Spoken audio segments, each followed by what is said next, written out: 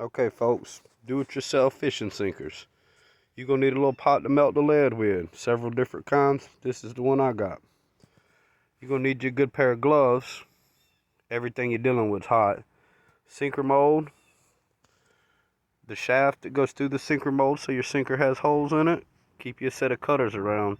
Also, the shaft, you need to put a little grease on it, just a very little bit, or it'll get stuck in the sinker mold, be much harder to work with. Keep you a couple metal pans around because everything you're dealing with is hot, so you don't want to drop your sinkers in nothing plastic, of course. Get you some lead. The best place I found to get it from is the local scrapyard.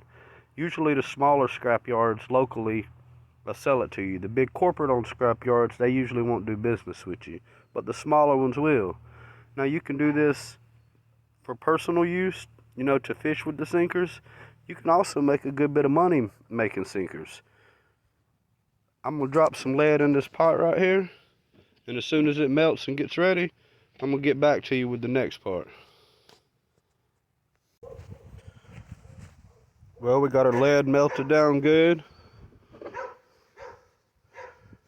I found it's best if you use a little fork to clean the garbage out of it. It seems to work about perfect.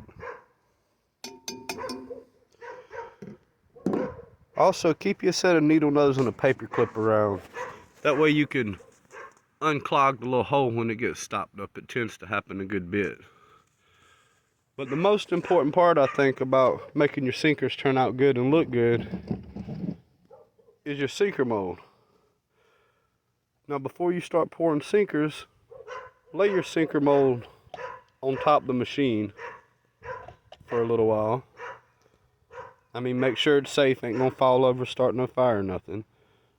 But let it get good and hot before you start pouring sinkers, because if you don't, if the mold's cold, as soon as the lead hits the mold, it'll start drying the lead, and it'll look like it's drying it in layers, and the sinkers just won't turn out good. But if you get it good and hot, they seem to turn out much more shiny and pretty, and you can see the numbers on them. Alright, I'm going to give this a little time to get hot, and then we're going to show y'all how I pour them.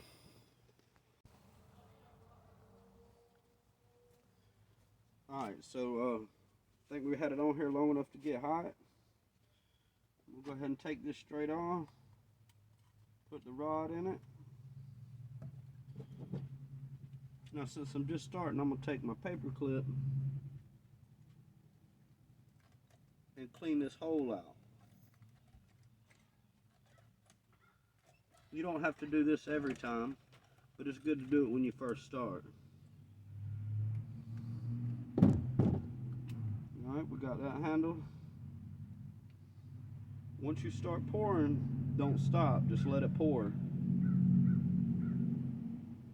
And the more steady you stay, the smoother the sinker will be. The shiny, the pretty. Now before it sits in there too long, you want to turn this handle a couple times. Go ahead and pull it out. Now they hot, so make sure you got your gloves on in a metal pot. Open it up, boom. You just made $2 to $4 worth of sinkers, depending on where you at. It's that easy.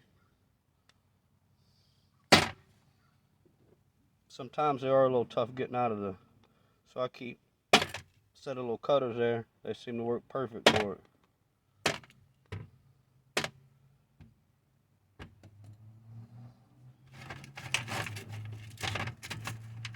After they cool off a little bit, you have that little end from the mold.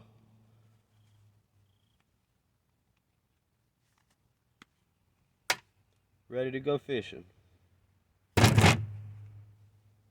Y'all follow, hit subscribe. I'm going to keep bringing you more.